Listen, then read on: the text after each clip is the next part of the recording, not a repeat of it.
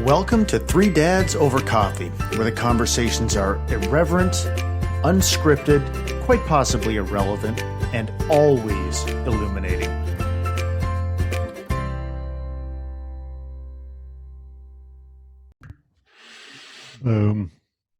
Good morning, bitches. Good morning. Morning. How's it going? I'm looking forward to this. Of course. Hey, so I think I was just making kombucha and watching a video. No, fucking shit's Truly. good. You ever have it, John?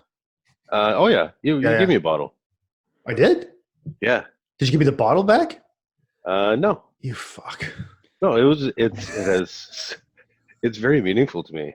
Yeah, sure. I'm sure it is. Isn't that like made out of your own feces or something? It's, and urine, actually, yes. It's feces, fermented feces and urine. Yeah. Feces But, you are know- already fermented.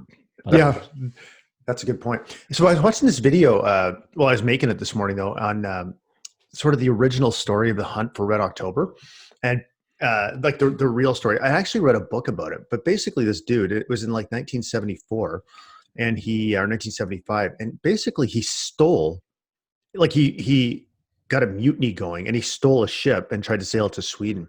And ended up getting convicted. Like he didn't make it, got convicted of high treason and all that. And I'm like, I think this will be a good sort of a good segue into the conversation we're going to have today, because I'm like watching this and I'm like, how the fuck do you have the courage of your convictions to that level?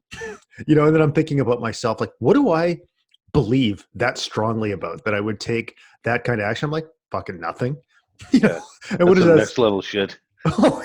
Oh, it is for sure. It is for sure. So maybe we can, I think as we talk about, midlife pivoting and all that kind of stuff, I think this might be what we feel strongly about might be I guess a factor in doing that. But anyways, how was your week, guys? John. Mine was good, man. Yeah, just nothing really eventful. It was a series of groundhog days again, but yeah, family's healthy, and the weather's finally starting to break. Certainly here today. So yeah, I can't complain. Everybody's busy and trying to stay relatively sane. So it was and actually I made some forward progress for some potential career changes that I'm going to be forced to make. So I feel some good momentum in that regard. How about you, Scott? Yeah. Good. Changes. Yeah, that's my deal. That's my jam these days, it appears. Yeah. And looking back at the wake that I'm making in my life, I'm like, yeah, there's a lot of course correcting going on. Oh, But yeah. that's the way it is. But yeah. Yeah, cool. It's So groovy. should we talk? Sorry, go ahead, Scott. No, just saying, yeah, let's just jump right into something here. All right. So I did bring with me the Oh. Manscaper. It comes with its own bag. That is So- cute. So should we do a quick product review on the Manscaper as we've been promising for 2 weeks? Yeah, because I think people have been waiting for that, and clearly the 3 people listening are probably just tuning in for that. We are at 140 fucking downloads. This thing is blowing up. I'm telling you. Okay. So what is the Manscaper, you ask? Well, let me tell you. And I actually have a hilarious story about this that my wife is going to allow me to tell, which I'm very shocked. So anyways, the Manscaper is clippers. They call it the actual clippers itself is called the Lawnmower 2.0. I mean, honestly, it's a fucking set of clippers, but the advertising and marketing is like over the top awesome, right? So when you get it in this box.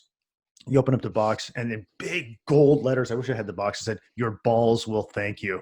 Like, and so you get this bag, and in the bag, here's what you get with the kit. So you get the Manscaper, which is actually a little bit small, but it actually feels really good in your hand. So it's got like this 6,000 RPM. It's a fucking set of clippers, man. That's really what it So is. glad you said hands.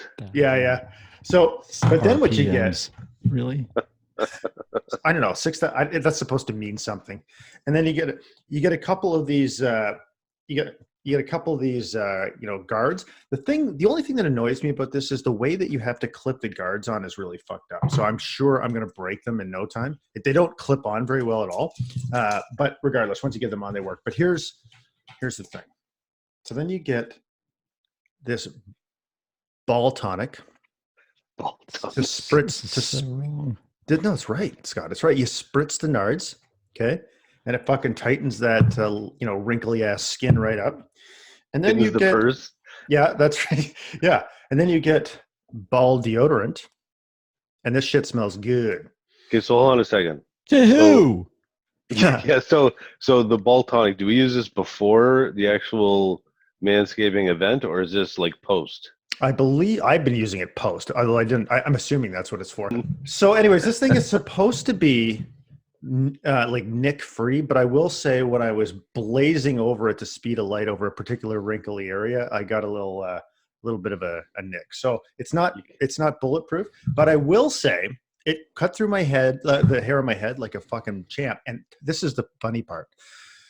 This is what Tanya has allowed me to say. So she, over the course of this quarantine, has, let's say, gone full 70s, if you know what I'm saying.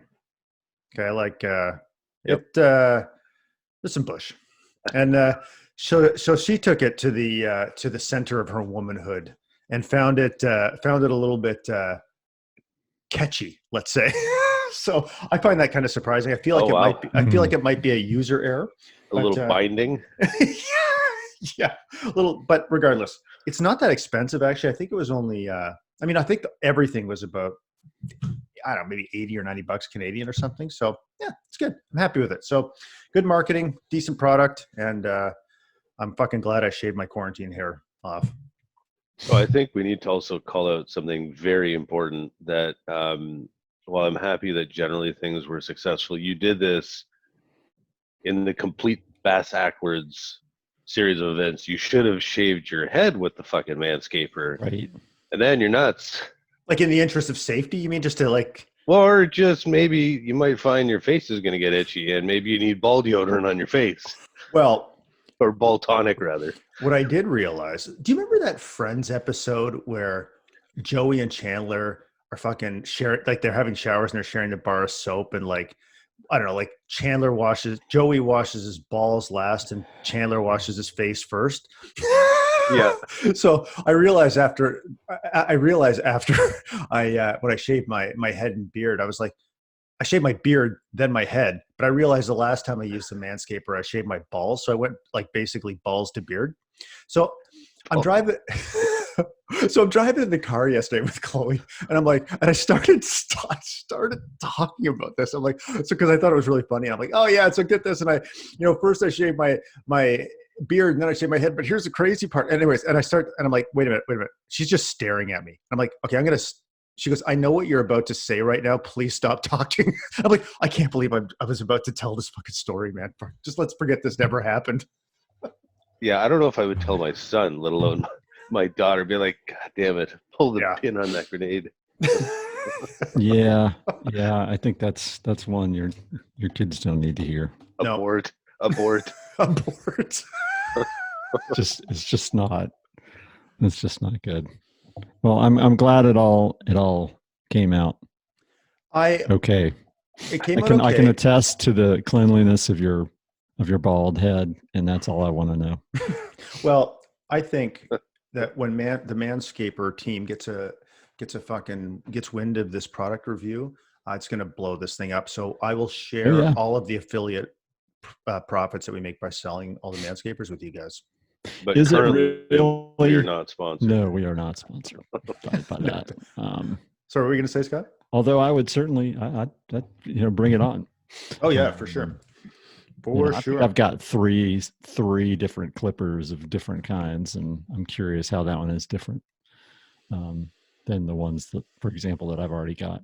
Although one of the ones that I've got like the professional kind of you plug in, and dealing with the cord is would be a pain in the balls. You want wireless, right? You definitely want wireless. You need to be able to maneuver. Absolutely. Oh, so I know, Scott, you had a good topic you wanted to bring up for today. All right. So let me, and I've been trying to not kind of think about this too much. So this is a nice, fresh conversation, but yeah, as well, I guess people listening wouldn't necessarily know at this particular time, I'm kind of I'm flipping a lot of things in my life.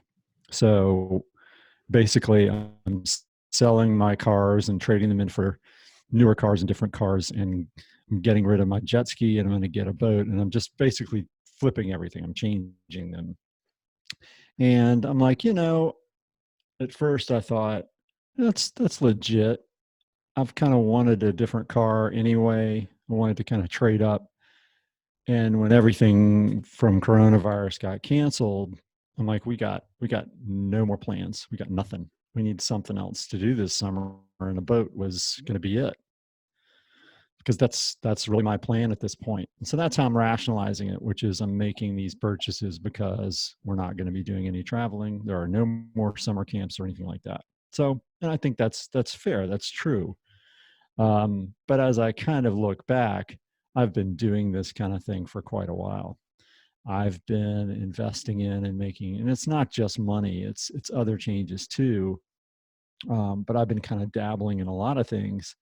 And it's not that this is the first time that this thought has occurred to me, but I'm clearly looking for something.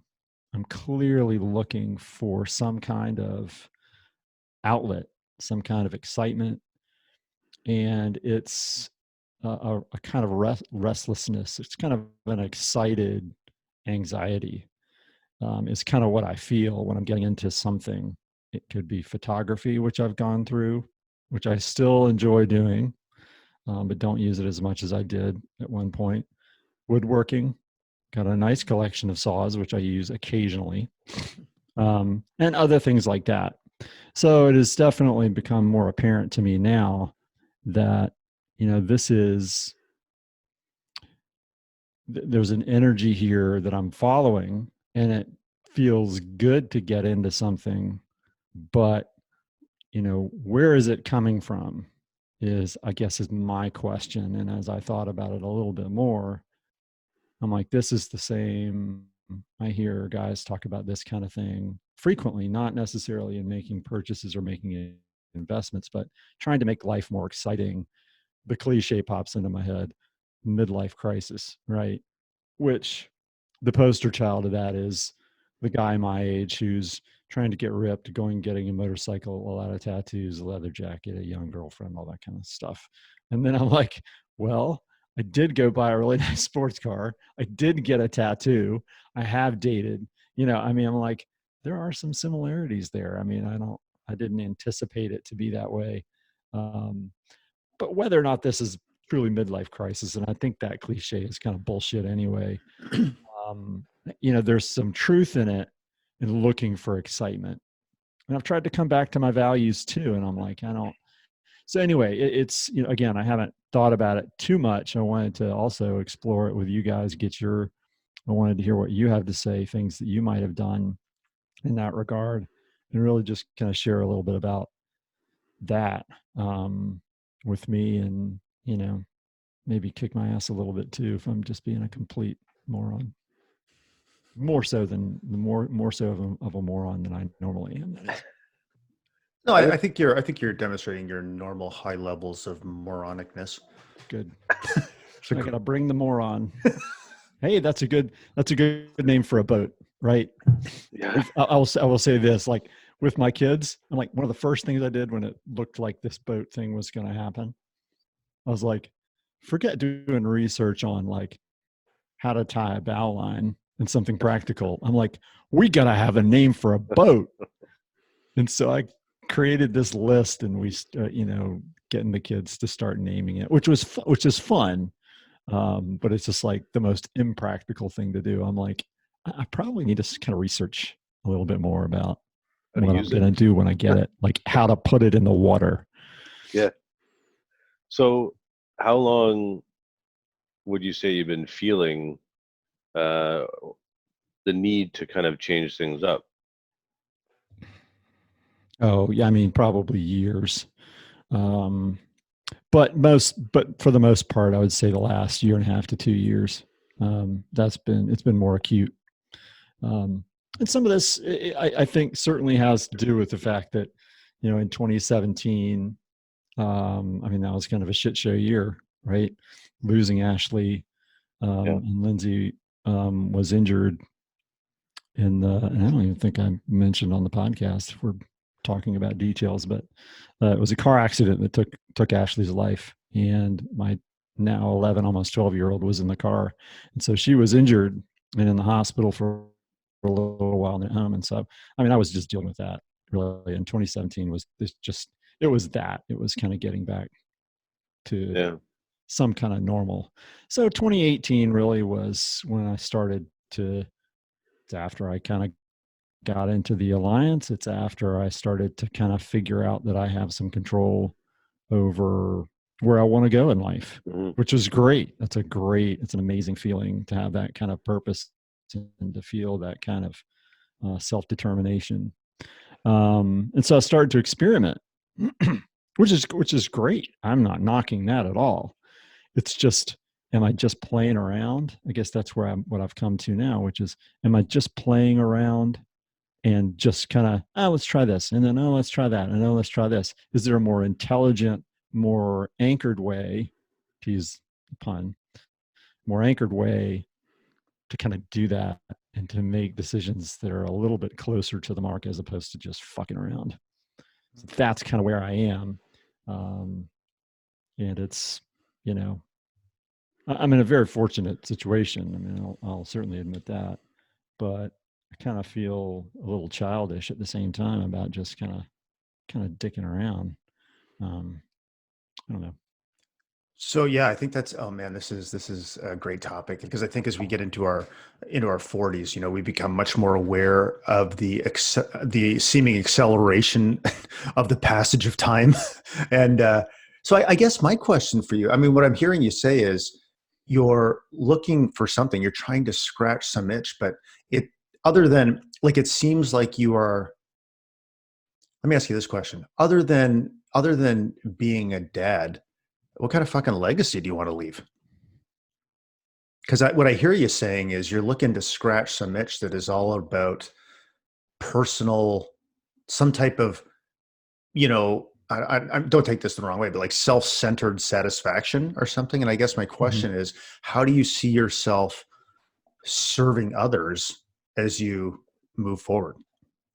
Because I think ultimately that is where true, like, fulfillment comes from. Because I'm like you in the sense that whenever I want to start something new, the first thing I think about is I got to buy a bunch of shit that will allow me to do it. Yeah. And I mean, I'm very good. Tanya's very helpful at telling me you're fucking acting like a retard, basically. So I don't really do it very often, but, and I think too, one of the reasons I don't do it is because I'm tempted to do it, but I don't do it because I also find that for myself, as I grow older, I want to live a more unencumbered life. I went through this phase of when I was younger where, yeah, it was just really traditional, right? Like, I mean, had a good job, had a house with a pool, had a nice car, beautiful wife, 2 kids. And I thought that my fucking life plan was just basically, I had created the perfect plan, and all I needed to do is keep doing what I was doing, and I would move up the corporate ladder. My houses would get bigger, the cars would get better, the vacations would get more exotic, and I just needed to keep doing what I'm doing. And then, when things got when Cindy got sick and all things went to hell in a handbasket, I fucking basically lost pretty much everything. And for me, one of the most significant emotional events that I ever went through was having to move out of that house and move into the shittiest fucking townhouse that you can imagine. I had to rent it for like 3 years. It was garbage. I mean, it was garbage, but it was a massive step down from where I was living. And I felt like a fucking loser and a failure. But after a while, I realized, you know what? It just rearranged my worldview. Kids didn't give a shit at all. Not even a little bit. I mean, they were younger, but they didn't give a shit. And we were happy. And so that rearranged my worldview. So, and then as I kind of went through this process, I realized that for me anyways, it's all about, it's not all about, but it's mostly about the legacy I want to leave, and taking action, taking lots of misdirected fucking tangents, confused, unclear action that basically I always think of it as kind of lurching forward, right? Like just trying to. So I guess I asked you a question that I wanted a monologue, but what's the fucking legacy you want to leave? Yeah. No, it's a great question. And really, I think saying that it's self-centered is definitely, that's totally on point. I mean, you can't, the reason I bought the BMW was it's not, basically it's a two-seater. It's not a family car. Yeah. Right. Which I'm selling that. Right. Mm-hmm. And that's a good decision. I enjoy experimenting. I think that it's good, but at the same time, like I could do this ad nauseum. I could do this forever. I could experiment, and it's just kind of fun and kind of funny. And I'm like, what am I doing? But I'm like, yeah, let's try to figure out a more intelligent way to do it. So I don't know. As far as legacy goes, I guess at this particular time, and I make decisions in real time, at least I think that I do. Things have become so much about just me and my kids, just us, because that's what our worlds have been over the last couple of months. It's just us. We're just hanging out. There's no social aspect. There's really not much of a community thing going on right now. It's none of that. It's all just how can we have fun on our own. But that is something that is certainly deserves more thought. I have thought about it in the past, but I have not. I think I've kind of abandoned that from my process recently, for sure. Yeah, I wonder too, because like back to what we were talking about, I think Scott, you had mentioned that the whole midlife crisis, cliche statement is bullshit, and I would generally agree with that. I think that there's certainly some guys, and by the way, for the record, I don't see you as one that as they get older, and I mean like almost into their like 60s, it's kind of like, oh shit, I need to reclaim or hang on to whatever moments of youth I have, and now I have the money, so I'm going to buy the crazy sports car. I can't even drive it anymore because I think and move too slow, but now I can afford it, and they drive it around, and I have the hot wife or whatever it is. But I think the other part, and I don't know, maybe give this some thought. Maybe is there anything about what you're experiencing have to do with the fact that you're so focused on your wife and your family first, and COVID aside, now you're at a stage in life where you've got some money and you've got interests, whether and it's not always apparent at the time that they're there to stay for a longer period of time, or they may be more fleeting, that they're like, okay, this is something that I'm interested in and I want to explore it, and you have the means to kind of look into it. So yeah, to Jason's point, it is a little bit more quote unquote self-centered, which again typically has a negative connotation. But it's like, hey, this is something for me because I want to explore it. It's something that I'm interested in. And you may go down the path and find the path is very short, that, hey, yeah, photography is cool, but it's not necessarily something that I want to go like, immerse myself into and be like a professional photographer. But it's a skill that I want to learn a little bit about, and then find something else that maybe you go down that path and it's like, hey, yeah, you know what? This really does give me a lot of excitement, a lot of fulfillment. So I think there's potentially different attributes of all those things that you guys were talking about at play. And as also as Jason said, to kind of think about what your legacy is, that because I wouldn't want my boys to say, oh, okay, yeah, dad just didn't sit there and not try different things. He just kind of accepted life as it is, and he never really tried to kind of explore something different because it just wasn't of interest, or there just wasn't a drive. That's also a legacy, right? Where your kids are kind of seeing that as well. Wonder how much that might actually be at play. Yeah, absolutely. No, that's definitely been part of this. I was like, you know what? Yeah, it was kind of a tough go for a while. Mm-hmm. And, let's have some fun. And I think that's I mean, I think that is an itch that I mean, I think you should do things for yourself. We talk about self-care all the time, and some of that means just doing things for yourself. Even if it doesn't seem terribly rational, and there's a limit to that, of course. And so that's what I'm trying to define some boundaries between, all right, what is an acceptable self-indulgence? Mm-hmm. And beyond that, though, all right, you've indulged your little fantasies a little bit, and it's been fun, but right, the legacy is certainly part of it. I guess one of the things that I have told myself and that I do believe in is that I want my kids, one of the things that I am trying to teach them is, if you're interested in something, investigate it, right? Yeah. Go look into it. They ask me questions all the time, and sometimes I can help guide them. But a lot of times what I say is, let's figure it out. If you want to figure out how high a balloon can fly until it pops, I can't tell you the answer to that. I don't know, but there are ways we can find out. Let's go look it up. Let's go do it. And this time in life, and this was literally something, this is something my son asked me. I'm like, let's do it. Let's go get a balloon. Your kits you can buy for this, right? You can do it. You can do your own experimentation. Of course, you could look up the answer. That's what I want them to do. I don't want that to just evaporate and never look at it. Not that's a simple question, but it could be, I think I'm interested in accountancy or whatever other career kind of opportunities there might be. Let's figure out a way to simulate that. Try it out.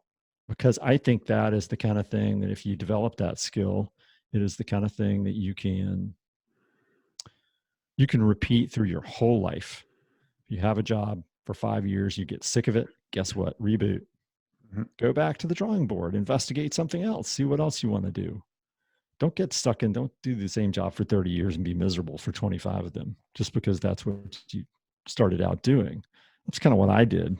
That's terrible. So I like that idea. And in a very personal, somewhat self-centered way, I'm doing that for myself. If I'm interested in woodworking, I'm going to go get some tools and I'm going to figure out how to do it. I'm not going to read a book and then enroll in an online class. I'm going to do it. I want to learn by doing. I'm definitely a learner by doing it, by experience. That's the way I learn. That's what I like to do. It's more fun that way for me. And so a lot of this has been about experimentation and doing it that way. And I want my kids to learn how to do that because I think that's more active. It's more interactive and it can be more social. Other people can join you in doing it. They can't join you in reading a book about something. So that is something that is part of a legacy, but it doesn't really revolve necessarily around service to others. I think of it as being kind of service to my kids and kind of teaching them a way to be, but it's not really, I wouldn't call it service oriented in a communal kind of way. So that is certainly something I think I need to consider more. I would also argue though, like, does it need to be? Like, is it more about your personal journey? There was two things that came to mind. That okay, yeah, it's something, there's something that you're interested in, and it needs to service you because of what your interests are, and with Ashley passing, and you know the trauma that's happened in recent years, and I think obviously the three of us thinking of it through the lens of a dad, like often we are looking after our families in the ways that we do, and I would say conversely, so mothers do in their way, and they need to afford themselves the opportunity to look for ways to experience life for themselves as well, outside of just the traditional things, whatever it is that they're doing to look after their families. And there becomes a point in everybody's life, especially people that have families, where it's like, okay, I've looked after the kids, I've looked after kind of the critical pieces, so that now they're at a point where they can start to experience life themselves and start to kind of take that journey, not completely hanging on to my leg or hanging on to my hand every step, where now, okay, I can focus a little bit more on myself, or I can focus more on myself and my partner. So I don't know if that's necessarily a bad thing, provided you're still able to, give them what they need as far as, the love and the support and the guidance. And you're not just kind of saying, okay, guys, I'm going taking off my boat for, all weekend, even though you guys need me to be around. As I'm listening to you guys talk, I'm thinking about, I think there's a theme here, which is the idea of, like, wherever you are at, it never being enough, right? Because I look at what you're saying, Scott, and I think, like you're trying to find something, right? You said, like, there's always this itch you're trying to scratch, and there's always something else. And I think, like, when you think about legacy, like, I had this happen to me. Tanya and I were talking about, like, this week, actually, where I'm saying to her, like, so one of the things I've been talking about a lot lately is pulling back from adaptive growth, right? Like, I love the work we're doing. I just, it's too much fucking work, like, as it relates to all the other things I have going on. And it's causing me to feel, like, a lot of stress, right? Like that I'm not participating enough and all that kind of stuff. And so Jeff and I had some great conversations about this week. He's amazing. But the fear, even though stepping back in one way feels very light to me, on the other hand, there's this massive fear that I've realized that I have. And I think this is something that we all have. And making decisions based on fear is typically, unless your life is in imminent danger, is probably not the best idea. But I fear, like, what if I step back from this?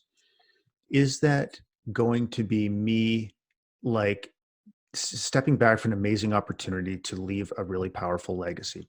And so as I'm talking to her about this, I'm like, she's like, well, what do you, like, basically, what are you talking about? And I'm like, I want to make a significant impact on the world, and I want to make a significant impact on people. And she's like, what the fuck are you talking about? Look at how many people you have helped, like, in lots of different ways, right? Like, you're 47 years old. You've helped more people than most people will in their entire life by a factor of probably 10. And you're not fucking satisfied, right? When are you going to be satisfied? And I think I have this fear or I have this way of thinking, I think, that says, if I allow myself to, take a breath and be satisfied or content, I'll become complacent. And I won't have the motivation to drive forward. So I think a lot of times what I'm doing is I'm running away from the fear of being average, let's say, or I don't know if average, let's say, use average. I'm running away from being average rather than toward what I truly want, I think. You know what I mean? So, and I think it's, I guess that's the thing, as we move into, our mid lives, let's say, in our 40s and stuff. How do you manage the fucking passage of time and the realization that your time is becoming increasingly limited, with your desire to, live a purposeful and meaningful life, and at the same time enjoy the fucking journey, and there's times I feel like I do that okay, and there's lots of times I feel like I fucking suck at it, so that was more of I think a question for you guys, is like, how do you do that? I'm not sure. I think it's great. I love what you said. I mean, it's great, and I value your opinion. You know that, not just sucking up. But no, I mean, that's a great observation. I feel a lot of what you said, and two things in particular. I think two. There may be like 18 and embedded in there, but I'll try to keep it to two. One is, at what point when you're kind of pushing for something, right? You want to move into a new area and it's uncomfortable, but that discomfort, as we know, that's a super important thing to feel, because there's probably something there. Mm-hmm. If it's kind of if you're pushing against something that has been holding you back. So if I'm going to push into a new area and I'm going to learn something new and I'm going to go in a new direction, there's always a point at which you feel some resistance. It's too much. This is becoming work, right? So is it like we're sitting around, we're waiting for this aha moment to come, like, this is what I was meant to do. But the reality is, man, there's fucking work. It takes work. It takes work to get in good shape. And it's no fun to go to the gym day after day after day doing kettlebell swings, right? That shit loses its interest. It loses the emotional feel after a while, but you keep doing it because you know you can get better. So is it a matter of just continuing to push through that work? Is it ever, so there's that point, and I keep trying to tell my kids, I'm like, sometimes you just kind of have to push through that plateau to get to something else. And I'm like, at what point do I get to that something else, right? At what point can, for my example, in photography, at what point, when I've gone through all the exercises and I've taken numerous portraits, at what point do I get to the point where I kind of get it? Or is that not really the experience? It really, and I haven't ever really kind of felt that. Well, I mean, I guess I'll just keep it to that one point, because I think I love variety. I love a variety of things in my life, and doing the things the way that I've done them has given me great variety. And that's been very satisfying for me. But at some point I'm just like, man, did I just quit? Did I just quit doing these things because it started to get more difficult? It started to become something like work. And then I'm like, I don't want to work at it. I just want to only have fun and learn a little bit and then abandon it and then go on to something else. Right. Or is that good enough? I mean, some of these are rhetorical questions, not that I'm saying don't answer them, but I don't know if there's a right answer for this. Basically, I don't want to make mistakes. I don't want to be making financially foolish decisions, nor do I want to be leaving something on the table. But it's tricky when, I mean, I can hear you talk about it and it seems much more clear. When I'm thinking about my own behavior and my own thoughts, it's like, man, I don't have a fucking clue. It's really, I find reading myself to be very difficult. And this is why I'm in groups. This is why I talk to you guys, because it's really revelation to hear other people comment about me. It's just me. I think too, like when you think about resistance, like sometimes I think one of the things we all struggle with is trying to figure out, like, resistance is a message, right? I mean, there's lots of different types of resistance. There might be emotional resistance. There might be like technical or skill-based, like knowledge resistance. There might be environmental factors that create resistance. Like, I just don't fucking have the time for this right now. And I think sometimes the resistance, it's challenging to know when that resistance is a sign to knuckle down and push through, and when it's time to fucking pivot. Because I don't know that there is a way of actually knowing that. That's why I was saying earlier, it's like lurching forward, right? Sometimes, because I mean, when I look at my own, I can remember sitting about 4 or 5 years ago and wanting to be an entrepreneur. So having a full-time job, wanting to be an entrepreneur, and thinking, and me quitting my job, starting to get a little traction, meeting Larry, starting to write a book. And I'm like, fuck, I'm set, man. I'm set. Quit my $140,000 a year job and said, okay, Tanya was okay with it. And then spent the next year and a half completely fucking flailing around, trying to figure out how, and then, there was so much resistance. I mean, I tried so many fucking things during that time, and eventually ended up going back to work. And then feeling there was so much resistance to that, like feeling like a total fucking failure because I had, because I had failed as an entrepreneur. But in fact, what I was doing was laying the fucking groundwork for everything that was to come after. I just couldn't see that at the time because, there was so much emotion and stories I was telling myself wrapped up around it. And so I think I don't think there is a right answer. I think you just have to. Oh, we lost you. You were freezing. It's okay. Just keep going. You're good. Yeah. Anyways, I was just saying, I don't think there's a right answer. I think it's more that you just need to keep trying to put one foot in front of the other, doing your best to make sense of the information that is presented to you. Sometimes you'll totally fuck it up. sometimes you won't.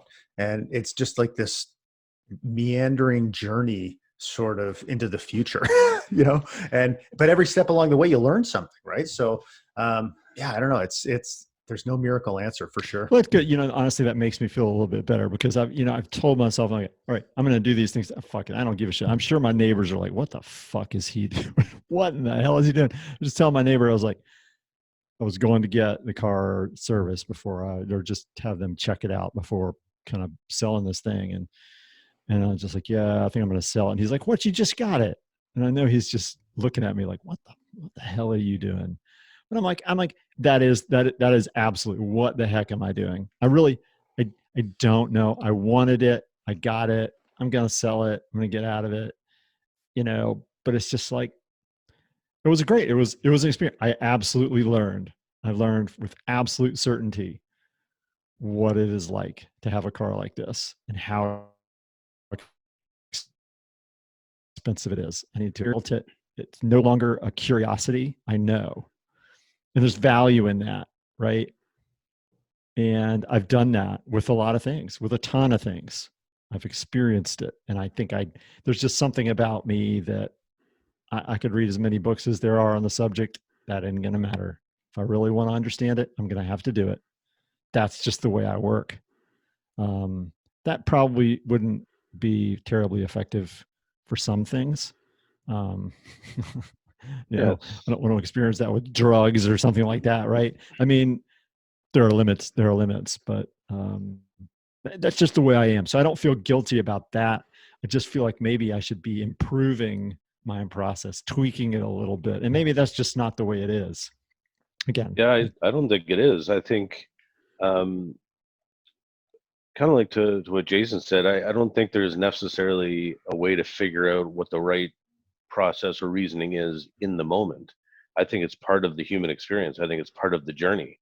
I think what it means now, so, you know, whether it's, you know, you buying the BMW or, you know, Jason back when he quit his job to try and, you know, be an entrepreneur and then struggling for a year and a half, and then like kind of coming to terms with the decision that he made to go back to work. You know, the decisions, you know, when they're made in that moment to make those purchases or make those decisions seem right at the time. And they were right at the time, I would argue to say. And then moving forward, it's kind of like, well, now with the benefit of life and experience and whatever has transpired since, now this is the right decision. There was actually a piece of advice that was given to me in the spirit of actually when my oldest son was basically just born. And it was made in the spirit of being a first-time parent, but I basically have changed the view of it for life. And he said, John, just remember that no matter what people tell you as far as parenting in this case, you're the expert of the moment. So if your son seems, you know, really cranky and you feel that, you know, he needs to go to bed and people may not necessarily agree with it, put him to bed. If you feel that he needs to be fed, held, whatever, just basically fuck what anybody has to say or think about it. And that's your decision to make. And it's the right decision based on your culmination of experience as a first time parent in the moment. And I think that applies with life in general, that provided you try to be mindful and cognizant of your principles and how you want to live your life and support your kids and or your spouse and your team, whatever the case may be, you make the decision that you feel is best in the moment. And then understand that after that, later on, you may find that, you know what, if I had to make the decision again, right now with the benefit of time and experience, it could be different, and that's okay. And I think sometimes I certainly have beat myself up over the fact that I'm like, man, I made that decision 12 months ago and that was a horrible decision. Well, it seemed horrible because I've learned a lot, or a lot has transpired since, and we need to be, I know I certainly need to be a lot more compassionate and so show myself, you know, just grace, basically allow myself to make those mistakes and move on. Yeah. I mean, it's the one of the hardest feelings for me in doing this is that I feel like a child. I feel like such a child in doing this. Sometimes I'm like, shouldn't I have this figured out by now? I think we've alluded to that before, maybe last week, but it's like I should have this figured out by now. But I know that's not the way it is. And I'm worried about what even sometimes my kids, these are kind of fleeting thoughts. These are not things that necessarily stick with me. And I kind of laugh at them. It's just, it's my crazy monkey brain, right? But I'm just like, God, I should have this figured out. I should be able to identify what the right choice is. But I'm like, no, really? It's just, it's the kind of thing that I keep going through. And I'd like to believe that everybody is that way. It doesn't really matter because that's not my concern. But anyway, it's kind of funny. I've given myself a lot to laugh at. And that there's value in that too, I suppose. Well, I think, yeah, man, like, and there's probably some quote about this, but I feel like certainty in a lot of ways is a sign of a fucking moron. To be honest, like the older I get, the more I know, the less there's so many things I feel like the less certain I become because I become increasingly aware of the limits of my own knowledge. And so, yeah. So, hey, John, I had a question for you. So, thinking about this idea of resistance, I mean, one thing that comes to mind, because I think you're in a very similar situation that probably most of the people listening to this conversation are in, which is you're also looking to pivot, right? I mean, in some way, without being totally sure what that is. I mean, you've been in a corporate type, career, and you're becoming, I think, more aware of your own ability to make an impact, and you're looking to pivot. And I think of, one of the things that you did that we worked on together was you running this session on psychological safety, and it was way the fuck outside your comfort zone, right? And and I also remember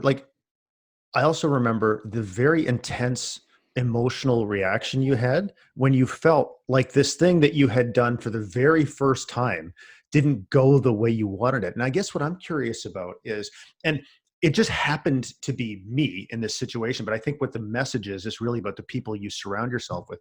What do you think you would have done in that situation? So you do this session. I mean, the people that were there thought it was great, but John didn't think it went the way he wanted it to. So he was, so maybe you could talk about that experience. And what do you think you would have done if you didn't have somebody in your life to, like, I don't know, support you or push you to keep going? I guess is my question.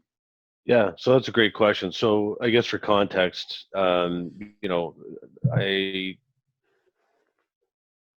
have a big drive to make an impact in a positive way, to as many people as possible.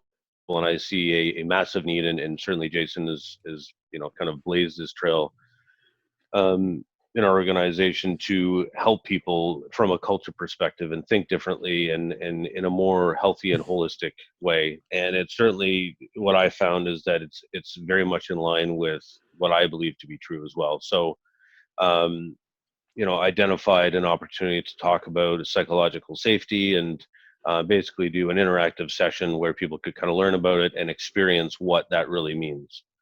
And to Jason's point, I did, this session, and for a variety of reasons, I really felt like it was just at a scale of 1 to 10, I felt like it was a 3, and I was just, I remember that feeling. Just Jason bringing it up, I could feel the feelings of shit that I had when I sat down with him, just sitting down for coffee and talking through it. And I would argue to say, Jason, when you asked me that question, like, what would I have done if I didn't have the opportunity to speak with somebody that really just, just said, just slow your fucking roll and calm down, and challenge me to say, look, you've already made a positive impact. So let's say there is, a total of 100 people, whether there or online. If you, and this was basically what he was saying, if you provided a positive impact to one person, isn't it worth it to keep going? You need to kind of put your feelings of, it didn't go exactly the way you wanted to according to plan aside, and just move forward, get better, try whatever that looks like, learn from this experience. And there's some parts of it was, yeah, hey, it's the first time you've done it. And then the second part, quite frankly, I didn't prepare well enough. And, that was one, fact that, Jason, kind of took me to task for in a way that was supportive for sure. But I Great would say lesson. if I didn't, what's that, sorry? A great lesson. It was a great lesson. Absolutely. That you felt the lack. Yeah, of that I felt compassion. it was weird. It was such a dichotomy because I was like, I was angry at the fact that he said it, but I was more angry at the fact that it was true and I own it. I knew that it was mine to own. And I was like, So okay, well, what the fuck are you going to do about it? So I think we need people in our lives to be able to provide that guidance, that support that, you know, really comes with no strings. It's like, hey, you know what? I'm here to support you, to help you get better. Even if it's just to have the conversation and say, hey, here's what I see over here. Let's talk about it. And how do you feel about it? And that was really important for me. And as I kind of worked through that whole process, I was like, you know what, you're right. I still obviously have some negative feelings about it, not about Jason, but just about, you know, how that session went. But that is also, instead of kind of killed the energy to even, you know, go for to do a second session, it's actually provided fuel for me to be better the next time. So instead of, if it's one person I helped, now it's 2 or 5 or whatever the case may be. So yeah. That's beautiful. I mean, you know what? The light bulb's going off in my. I'm like, you know, one of the things you got out of that was by sharing it, was doing it, but you're also kind of doing it with someone else, right? You're talking about what it feels like, that you felt like it was a failure, that you felt like you didn't prepare enough. And I think that's, not to take this back to me, but we're you know, talking about our Jason with your, you know, feeling like a failure. I mean, you do feel like a failure if you sit with those thoughts and you keep them to yourself, then that soundtrack just plays over and over and over. And that's what I've been doing with my own little scenario. I've been talking about some of the details, like, oh, I bought a car or whatever, but I haven't really talked about kind of what's really going on under the surface. And by talking that through, not that I'm asking someone else for the answer and what should I do? Should I make this decision or that decision? But oftentimes it takes someone else validating, for sure, but asking some really interesting, curious questions that you can then kind of think about. You know, what are you trying to get to? You know, what's your legacy? Things like that is super important. It's been, so that's what one of the reasons I went, not exactly the reason I wanted to bring it up today, but apparently I felt a need to talk about this. No, and I'm really glad you did, man. And you know, one thing I wanted to mention before I respond to that is, are any of us? This is Three Dads Over Coffee. Is anybody actually drinking coffee right now? I finished mine. I had a little tea, so I just realized that I was drinking a tea, and while you were talking, I'm like, fucking tea tastes weird. And then I looked into the thing, and it's actually, I forgot to put the tea bag in. It's just hot water. I got like 3/4 of the way through before I realized that. So, but I think dads over hot water. Yeah. So one thing you said there, I think, is exactly where I am at, Scott, which is like trying to understand what's underneath the surface, right? Like, where's it coming from? And what I've realized is I do not know how to figure that out right now.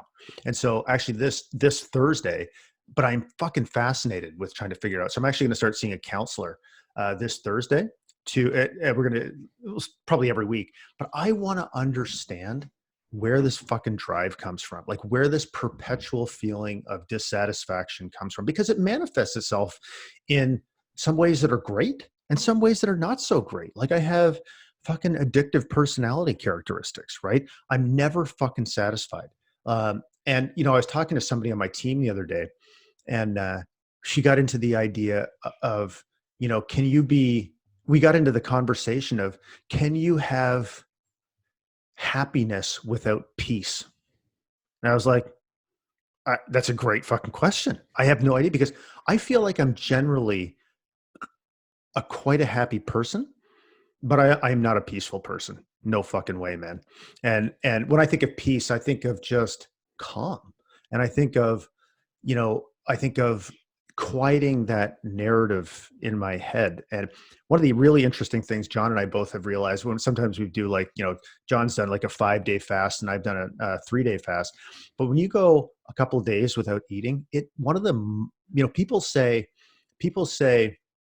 that you get immense mental clarity when you do it. And I never knew what that meant. Like, it just seems like an abstract concept. What does that mean? And what I realized is, like, on around day 2, I'm like, I can't believe how fucking calm I am right now. Like, the voices in my head are basically silent, or they're so far in the background. And having that a different frame of reference makes me realize, holy shit, man, how busy my fucking brain is all the time. And I don't want to have to, like, not eat to be able to, like, turn that off, right? So I really want to understand. I don't know, because if I was more peaceful, would I be more happy? I don't actually know. I feel quite happy. Oh, sorry. Can you hear me?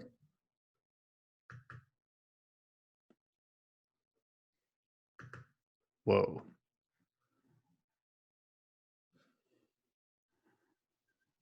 You're there. You're good. Yep. Yep. Oh, there's something wrong with my internet connection, I No. think. Anyways, Yep. So can you guys hear me now? Yeah. Yep. I'm going to turn my video off here. I think we're almost done anyways. Anyways, I just wanted to say, like, if I was more peaceful, would I be even more happy? And I don't really know the answer to that question. It seems plausible, but that's something I'm intent on exploring right now. But one of the things that I love about your energy is that curiosity. Is like when you're doing it, when you're changing your diet, when you're going for a longer fast. And I know that a lot of the guys in our group have said, man, why are you doing that? That is just like, I think it was with that meat diet that you were doing. You got a lot of chatter about that. I only made it And a day and a half. I'm in, yeah. Well, I mean, but still, I mean, you got a lot of challenges about it. And you were just like, I'm just curious. I'm curious. And I think that is a great thing.